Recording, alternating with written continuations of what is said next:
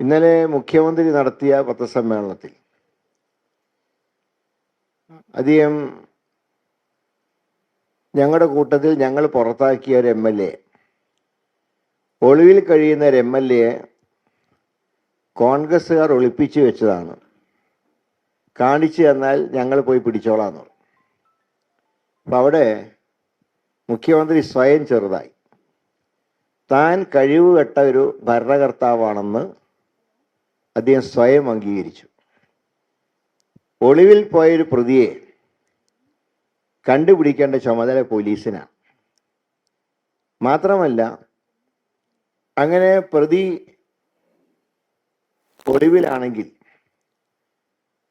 ഒളിവിൽ കഴിയുന്ന സ്ഥലങ്ങളെക്കുറിച്ച് കേരള പോലീസിന് സംശയങ്ങളുണ്ടെങ്കിൽ അതാത് സംസ്ഥാനങ്ങളിലെ DGPമാരുമായിട്ടാണ് ബന്ധപ്പെടുന്നത്.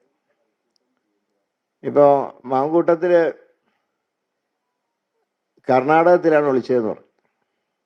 അങ്ങനെയാണെങ്കിൽ കേരള DGP കർണാടക DGPയോട് പറയണം, ഇങ്ങനെ ഒരാളോടൊന്ന് അപ്രതീക്ഷയായിട്ടുണ്ട്, പിടിക്കാൻ സഹായിക്കണം.